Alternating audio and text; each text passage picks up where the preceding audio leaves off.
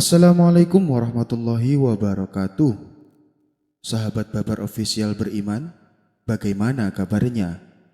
Semoga kita selalu dalam lindungan Allah Subhanahu wa Ta'ala dan dilancarkan rezekinya. Amin, amin ya Rabbal Alamin. Sebelum lanjut ke cerita, alangkah baiknya tekan tombol like, komen, dan juga subscribe agar tidak ketinggalan dengan cerita-cerita kami selanjutnya. Terima kasih. Abu Nawas disuruh pidato. Dikisahkan beberapa orang dari pemuka agama dan tokoh masyarakat yang sering berselisih dengan Abu Nawas sedang berunding untuk menyusun sebuah rencana. Mereka ingin mencemooh Abu Nawas di hadapan banyak orang. Kawan-kawan, aku ada ide. Kita adakan seminar dan kita suruh Abu Nawas berpidato. Nanti kita lemparkan pertanyaan-pertanyaan yang sulit, usul salah satu dari mereka. Tapi seminarnya membahas tentang apa? Kalau soal ilmu agama, Abu Nawas pasti menguasai, ujar yang lain. Bagaimana kalau membahas tentang ilmu astronomi? Pasti dia akan kebingungan. Dengan begitu dia akan ditertawakan oleh orang-orang yang hadir, tutur orang tersebut. Ya, saya setuju, itu ide yang bagus, kata teman-teman yang lain. Akhirnya mereka pun mendatangi rumah Abu Nawas untuk menjalankan rencananya. Begini Abu Nawas, kedatangan kami ke sini untuk memintamu berpidato di dalam seminar.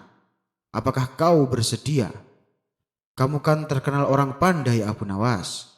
Makanya kami memintamu yang berpidato, pinta mereka kepada Abu Nawas. Sejenak Abu Nawas terdiam. Ia merasakan firasat yang tidak beres dengan tujuan mereka. Tapi kalau ia menolak pasti mereka akan sesumbar sama orang-orang bahwa Abu Nawas adalah pengecut. Baiklah, aku bersedia. Kapan acara seminarnya? Tanya Abu Nawas. Besok siang Abu Nawas. Jangan sampai tidak datang ya, balas mereka. Hari yang ditentukan pun tiba. Orang-orang ramai berkumpul untuk mendengar pidato Abu Nawas. Ketika Abu Nawas datang, ia langsung dipersilahkan naik ke atas mimbar. Ini saatnya kita mempermalukan Abu Nawas. Kita akan melemparkan beberapa pertanyaan yang sulit, ujar salah satu dari mereka. Setelah Abu Nawas berdiri di atas mimbar, ia pun mulai berpidato. Para hadirin, apakah kalian tahu apa yang akan saya katakan? Tentu saja kita tidak tahu, jawab mereka serempak. Kalau kalian tidak mengetahuinya, maka tidak ada manfaatnya dari perkataanku. Abu Nawas pun lalu turun dari mimbar. Para pemuka agama dan tokoh masyarakat yang sejatinya akan mengerjainya menjadi marah dengan ulah Abu Nawas. Mereka lalu mendatangi Abu Nawas dan mempertanyakan sikapnya itu. Kenapa kau sikap seperti itu Abu Nawas? Tanya mereka. Kalian kan ngaku pintar. Namun kalian tidak tahu apa yang akan aku katakan. Lalu apa gunanya aku berpidato? Ucap Abu Nawas. Kemudian Abu Nawas meninggalkan acara seminar tersebut. Hari berikutnya mereka kembali menemui Abu Nawas. Mereka berpura-pura minta maaf dan minta Abu Nawas untuk kembali berpidato. Abu Nawas pun menyetujuinya. Hari berikutnya acara seminar pun diadakan kembali. Setelah Abu Nawas naik ke atas mimbar, ia memulai berbidatonya. Para hadirin, apakah kalian tahu apa yang akan saya katakan? Tanya Abu Nawas. Iya, kami tahu, jawab mereka serempak. Kalau kalian sudah mengetahuinya, apa yang akan aku katakan? Lalu apa gunanya aku berpidato? Cuma buang-buang waktu saja, kata Abu Nawas. Ia pun lantas turun dari mimbar dan berjalan pulang. Para hadirin kembali dibuatnya bingung dengan kejadian tersebut. Susah sekali mempermalukan Abu Nawas. Ada saja cara dia menghindar, kata salah satu dari mereka. Tiba-tiba salah satu dari mereka ada yang berkata, saya punya ide yang bagus. Begini kawan-kawan, kalau Abu Nawas bertanya apakah kalian tahu apa yang akan saya katakan, kita bagi dua kelompok. Kelompok pertama menjawab kami tidak tahu, kelompok yang kedua menjawab ya kami tahu. Pasti Abu Nawas akan kebingungan. Usulan tersebut disambut baik oleh mereka. Itu ide yang sangat bagus. Saya sangat setuju, sahut yang lainnya. Lalu mereka kembali mendatangi Abu Nawas untuk memintanya berpidato. Baiklah, tapi ini yang terakhir, Kalian sudah mengundangku 3 kali, ucap Abu Nawas. Di hari berikutnya, para hadirin telah menunggu Abu Nawas. Ini adalah kesempatan terakhir mereka untuk mencemooh Abu Nawas. Setelah Abu Nawas datang, ia langsung naik ke atas mimbar dan berpidato. Para hadirin, apakah kalian mengetahui apa yang akan saya katakan? Mereka semua sudah siap untuk pertanyaan ini. Sesuai rencana, sebagian kelompok menjawab, ya kami tahu. Dan sebagian menjawab, kami tidak tahu. Mereka mengira telah berhasil menjatuhkan Abu Nawas. Ternyata jawaban tersebut tidak membuat Abu Nawas kebingungan. Ia bahkan malah tertawa. Baiklah kalau begitu. Kalian yang belum tahu silahkan bertanya kepada orang yang sudah tahu, ucap Abu Nawas. Ia pun kemudian langsung turun dari mimbar dan berjalan pulang dengan tenang. Mereka yang berencana mempermalukan Abu Nawas dibuat heran-heran dengan kecerdikannya. Para tokoh masyarakat dan pemuka agama yang berselisih dengan Abu Nawas kemudian memutuskan untuk menemuinya kembali. Abu Nawas, kita kan sama-sama tahu. Terkadang kita berselisih pendapat dengan kamu.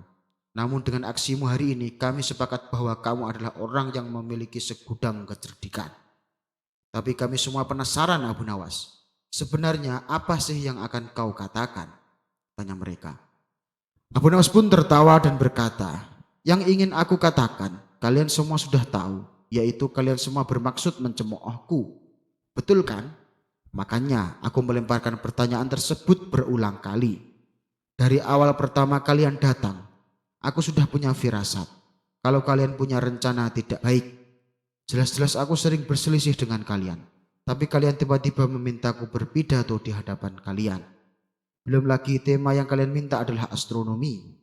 Ini sudah tidak masuk akal. Pasti kalian ada maksud untuk mempermalukanku di hadapan orang-orang. Dengar ya kawan-kawan, berselisih pendapat itu hal yang wajar. Jangan sampai dijadikan permusuhan, kata Abu Nawas menasihati.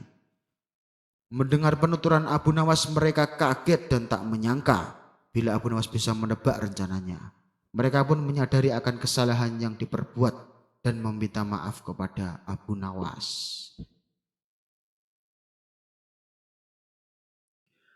Abu Nawas dan jin yang lucu. Tokoh fenomena Abu Nawas dari kota Baghdad terkenal dengan sifatnya yang cerdik dan jenaka. Dengan kecerdikannya inilah ia selalu saja bisa mengatasi masalah yang sering bikin Baginda Raja tertawa. Namun di balik itu semua, Abu Nawas juga terkenal akan kejujurannya. Kejujurannya inilah yang membuat Baginda Raja bertambah sangat menyukainya. Akan tetapi tidak semua percaya dengan kejujuran Abu Nawas. Tidak tanggung-tanggung, mereka adalah bangsa jin. Mereka ingin sekali menguji sampai sejauh mana kejujuran Abu Nawas. Bangsa jin akhirnya sepakat akan menguji kejujuran Abu Nawas. Apakah Abu Nawas bisa lolos dalam uji kejujuran itu? Mari kita simak ceritanya. Keseharian Abu Nawas dalam menafkahi keluarganya adalah mencari kayu bakar di hutan. Dengan bermodal kapak andalannya, tiap pagi ia pergi ke hutan untuk menebang kayu. Lalu kayu yang ia dapatkan dibawa ke pasar untuk dijual. Dari hasil penjualannya inilah uangnya ia gunakan untuk menafkahi keluarganya. Pada suatu hari, saat Abu Nawas sedang berjalan menuju ke hutan, kapak yang ia bawa terjatuh ke dalam jurang. Tanpa kampaknya tentu saja Abu Nawas tidak bisa bekerja. Sebab itu adalah kapak satu-satunya. Hal ini membuat Abu Nawas merasa sedih. Terpaksa ia pun harus pulang ke rumahnya. Namun saat dalam perjalanan pulang, tiba-tiba datanglah jin yang menyamar sebagai kakek tua. Hai anak muda, kenapa kamu terlihat murung? Tanya jin itu berpura-pura.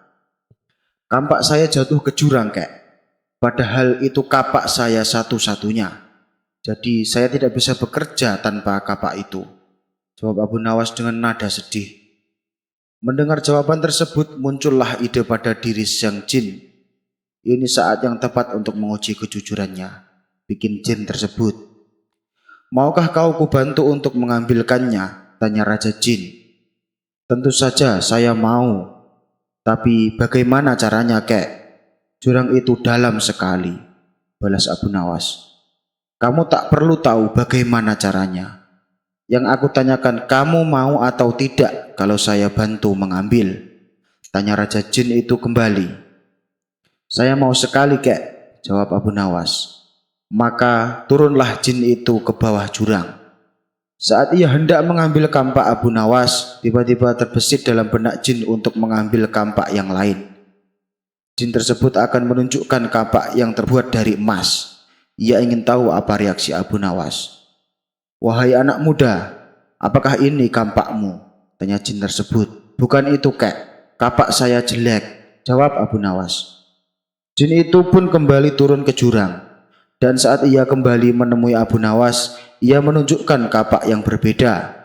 Kali ini kapak yang diperlihatkan adalah kapak yang berlapiskan emas dan mutiara. Wahai anak muda, apakah ini kapakmu? Tanya jin tersebut. Itu juga bukan, kek. Kapak saya jelek dan sudah agak berkarat, balas Abu Nawas. Sejenak jin yang menyamar jadi kakek itu terdiam. Dia memang benar-benar orang yang jujur. Lalu jin tersebut turun ke jurang untuk yang ketiga kalinya. Jin itu lalu mengambilkan kapak yang biasa Abu Nawas gunakan. Apakah ini kampakmu? Tanya jin tersebut. Iya, betul. Itu kapak saya. Terima kasih sudah menolongku, kek, ucap Abu Nawas kegirangan. Jin tersebut sangat kagum dengan kejujuran Abu Nawas. Lalu ia pun berkata, hei anak muda, andaikan kamu mengaku kalau kapak emas adalah milikmu, tentu saya akan memberikannya padamu, meskipun saya tahu kalau kamu berbohong, tutur jin tersebut. Saya tidak mau mengambil sesuatu yang bukan hak saya, kek. Saya adalah orang yang selalu bersyukur dengan apa yang saya miliki. Bagiku, kapak jelek ini adalah rezeki yang luar biasa. Karena dengan kampak ini aku bisa menafkahi keluargaku dengan cara yang halal, jawab Abu Nawas. Dalam kondisimu yang miskin ini, apa kamu tetap bersyukur? Tanya jin itu heran. Tentu saja, kek. Karena rasa syukur inilah yang membuatku senantiasa bersikap jujur, balas Abu Nawas. Jin itu pun tersenyum mendengar penuturan Abu Nawas. Saya kagum sama kamu, wahai anak muda. Karena rasa syukurmu dan kejujuranmu, maka saya hadiahkan kedua kapak ini untukmu, kata Raja Jin. Kemudian jin yang menyamar sebagai kakek tua pergi meninggalkan Abu Nawas. Sementara Abu Nawas pulang dengan membawa 3 buah kapak. 1 kapak jelek yang biasa ia gunakan. Yang kedua, kapak yang terbuat dari emas. Dan yang ketiga, kapak yang berlapiskan emas dan mutiara. Namun, ujian yang dihadapi Abu Nawas tidak berhenti sampai di situ. Pada hari berikutnya, saat ia kembali menebang pohon di hutan, jin yang pernah menolong Abu Nawas terus mengawasi gerak-geriknya. Saya akui, Abu Nawas bukanlah orang yang mudah tergoda oleh harta. Tapi bukankah lelaki paling mudah tergoda bila dihadapkan dengan wanita? Aha. Aku punya ide lagi untuk mengujinya, pikir Raja Jin tersebut. Ketika Abu Nawas masih sibuk mencari kayu di hutan, jin itu segera pergi menuju rumah Abu Nawas. Setibanya di sana, jin itu mendapati istri Abu Nawas sedang mencuci. Tanpa pikir panjang, jin itu segera menculiknya dan menyembunyikannya di alam jin. Beberapa lama kemudian, pulanglah Abu Nawas dengan membawa kayu yang banyak. Wahai istriku, aku sudah pulang. Aku membawa kayu yang banyak sekali, teriak Abu Nawas kegirangan. Berkali-kali Abu Nawas memanggil istrinya, namun tidak ada jawaban sama sekali. Abu Nawas pun menjadi jengkel. Lalu ia mencari istrinya di belakang. Tapi istrinya tidak ada. Ia hanya mendapati tumpukan cucian yang belum sempat diselesaikan. Jangan-jangan istriku jatuh sakit, pikir Abu Nawas khawatir. Ia segera bergegas menuju kamar, akan tetapi ia tak menemukan istrinya. Abu Nawas menjadi panik. Ia lalu mencoba mencarinya ke seluruh ruangan. Namun tetap saja istrinya tidak ditemukan. Kemudian Abu Nawas bertanya kepada para tetangganya, tapi tidak ada satupun dari mereka yang tahu. Kamu di mana, wahai istriku? Ucap Abu Nawas khawatir. Di saat ia sedang termenung di depan rumahnya, Jin itu kembali mendatangi Abu Nawas dengan menyamar sebagai kakek tua. "Wahai anak muda, apa yang kau pikirkan? Kenapa wajahmu terlihat murung?" tanya jin tersebut. "Istriku tiba-tiba hilang, kek, dan aku tidak tahu dia di mana," jawab Abu Nawas. "Jangan khawatir anak muda, aku bisa membantumu. Aku bisa mengembalikan istrimu," balas raja jin itu. Sejenak Abu Nawas terdiam. Bukankah orang ini kakek tua sakti yang tempo hari menolongku mengambilkan kapak di jurang? Hilangnya istriku pasti perbuatan kakek tua ini. Rupanya ia ingin kembali menguji kejujuranku, pikir Abu Nawas. "Hai anak muda, mau ditolong malah melamun. Ayo ikut aku," ajak jin itu kepada Abu Nawas. Abu Nawas pun menuruti ajakannya. Ia ingin tahu ujian apa lagi yang akan diberikannya. Setelah sampai di tempat yang sepi, jin itu berkata kepada Abu Nawas, "Kamu tunggu di sini sebentar." Lalu tiba-tiba jin itu menghilang. Tak lama berselang, jin itu kembali menemui Abu Nawas. Ia datang bersama seorang wanita cantik yang jelita, layaknya seorang putri kerajaan. "Hai anak muda, apakah ini istrimu?" tanya jin tersebut. Abu Nawas mengamati wanita cantik itu dari ujung kepala sampai ujung kaki. "Sungguh cantik dan menawan," kata Abu Nawas dalam hati. "Hai anak muda," ditanya malah bengong. "Ini istrimu atau bukan?" tanya jin kembali. Dengan cepat Abu Nawas langsung menjawab, "Benar sekali, itu istri saya." Mendengar jawaban Abu Nawas, jin yang menyamar sebagai kakek tua itu tampak marah. "Kamu bohong. Aku tahu ini bukan istrimu. Hanya gara-gara wanita kamu memilih tidak jujur. Mana rasa syukurmu yang katanya membuatmu bersikap jujur?" kata raja jin tersebut. "Sabar dulu, kek, jangan emosi begitu. Aku tahu kalau itu bukan istriku. Tapi jika aku menjawab bukan, pasti kakek akan datang lagi dengan membawa wanita yang lebih cantik. Dan bila aku kembali menjawab bukan, barulah kakek akan membawakan istriku yang sebenarnya. Setelah aku mengakuinya, kemudian kakek pasti akan menghadiahkan kedua wanita cantik tersebut kepadaku.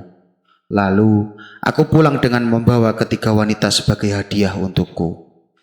Kakak sendiri kan tahu, pekerjaan saya adalah penebang kayu di hutan. Pinggang saya sering sakit, kek. Saya tidak mungkin kuat bila harus melayani ketiga istriku," kata Abu Nawas menjelaskan. Setelah mendengar penjelasan Abu Nawas, jin yang menyamar sebagai kakek tua langsung tertawa terpingkal-pingkal. "Ternyata kamu bukan hanya jujur, tapi juga cerdik dan lucu. Baiklah, aku kembalikan istrimu." Jin itu pun kemudian menghilang. Sudah bertahun-tahun Baginda Raja Harun Ar-Rasyid ingin mengalahkan Abu Nawas. Namun perangkap-perangkap yang selama ini dibuat semua bisa diatasi dengan cara-cara yang cemerlang oleh Abu Nawas. Baginda Raja tidak putus asa. Masih ada puluhan jaring muslihat yang telah disiapkannya untuk menjerat dan menghukum Abu Nawas. Baginda Raja beserta para menterinya sering mengunjungi tempat pemandian air hangat yang dikunjungi para pangeran, bangsawan, dan orang-orang terkenal. Suatu sore yang cerah, saat Baginda Raja berendam di kolam, beliau berkata kepada menterinya, "Aku punya akal untuk menjebak Abu Nawas," kata Baginda Raja dengan wajah yang ceria. "Apakah itu, wahai Paduka yang mulia?" tanya salah satu seorang menteri. "Kalian tak usah tahu dulu. Aku hanya ingin kalian datang lebih dini besok sore. Jangan lupa, datanglah besok sebelum Abu Nawas datang, karena aku akan mengundangnya untuk mandi bersama-sama," kata Baginda Raja memberi pengarahan. Baginda Raja memang sengaja tidak menyebutkan tipuan apa yang akan digelar besok. Abu Nawas pun diundang untuk mandi bersama Baginda Raja dan para menteri di pemandian air hangat yang terkenal itu. Keesokan harinya, Baginda Raja dan para menteri sudah datang terlebih dahulu. Baginda membawa 19 telur ayam. 18 dibagikan kepada para menterinya dan 1 butir lagi untuk dirinya sendiri. Kemudian Baginda memberi pengarahan singkat tentang apa yang telah direncanakannya untuk menjebak Abu Nawas. Ketika Abu Nawas datang, Baginda Raja beserta para menteri sudah berendam di kolam. Abu Nawas pun lalu melepas pakaiannya dan langsung ikut berendam. Abu Nawas berharap-harap cemas, kira-kira permainan apa lagi yang akan dihadapinya. Mungkin permainan kali ini lebih berat karena Baginda Raja tidak memberi waktu untuk berpikir. Tiba-tiba Baginda Raja membuyarkan lamunan Abu Nawas. Beliau lalu berkata kepada Abu Nawas, "Hei Abu Nawas, aku mengundangmu mandi bersama karena ingin mengajak engkau ikut dalam permainan kami," kata Baginda Raja. "Permainan apakah itu, Paduka yang mulia?" tanya Abu Nawas belum mengerti. "Kita sesekali melakukan sesuatu yang secara alami hanya bisa dilakukan oleh binatang. Sebagai manusia, kita harus bisa melakukannya dengan cara kita masing-masing," jawab Baginda sambil tersenyum. "Hamba belum mengerti, Baginda yang mulia," kata Abu Nawas agak ketakutan. "Masing-masing dari kita harus bisa bertelur seperti ayam, dan barang siapa yang tidak bisa bertelur, maka ia harus dihukum." Abu Nawas tidak berkata apa-apa, wajahnya nampak murung. Ia semakin yakin dirinya tak akan bisa lolos dari lubang jebakan Baginda dengan mudah. Melihat wajah Abu Nawas yang murung, wajah Baginda Raja semakin berseri-seri. "Nah, sekarang apa lagi yang kita tunggu? Kita menyelam lalu naik ke atas sambil menunjukkan telur kita masing-masing," perintah Baginda Raja. Baginda Raja dan para menteri pun mulai menyelam, kemudian naik ke atas satu persatu dengan membawa sebutir telur ayam. Abu Nawas masih di dalam kolam. Ia tentu saja tidak sempat mempersiapkan telur, karena ia memang tidak tahu kalau ia diharuskan bertelur seperti ayam. Kini Abu Nawas tahu kalau Baginda Raja dan para menterinya telah mempersiapkan telur masing-masing satu butir, karena belum ada seorang manusia pun yang bisa bertelur dan tidak akan pernah ada. Karena dadanya mulai terasa sesak, Abu Nawas cepat-cepat muncul ke permukaan dan kemudian naik ke atas. Baginda Raja langsung mendekati Abu Nawas. Abu Nawas nampak tenang, bahkan ia berlaku aneh. Tiba-tiba saja ia mengeluarkan suara seperti ayam jantan berkokok, keras sekali sehingga Baginda dan para menterinya merasa kaget dan heran. "Ampun Tuanku yang mulia, hamba tidak bisa bertelur seperti Baginda dan para menteri," kata Abu Nawas sambil membungkuk hormat. "Kalau begitu engkau harus dihukum," kata Baginda Raja bangga. "Tunggu dulu wahai tuanku yang mulia," kata Abu Nawas memohon. "Apalagi wahai Abu Nawas?" tanya Baginda tidak sabar. "Paduka yang mulia, sebelumnya izinkan hamba membela diri. Sebenarnya kalau hamba mau bertelur, hamba tentu mampu. Tapi hamba merasa menjadi ayam jantan, maka hamba tidak bisa bertelur. Hanya ayam betina saja yang bisa bertelur," kata Abu Nawas sambil membusungkan dada. Baginda Raja tidak bisa berkata apa-apa.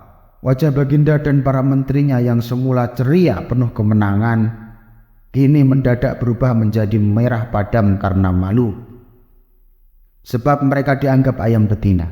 Abu Nawas memang cerdik. Baginda Raja Harun Ar-Rasyid dan para menterinya pun segera berpakaian dan kembali ke istana tanpa mengucapkan sepatah kata pun.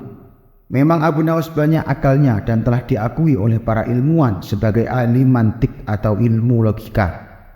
Gampang saja baginya untuk membolak-balikkan dan mempermainkan kata-kata guna menjatuhkan mental lawan-lawannya.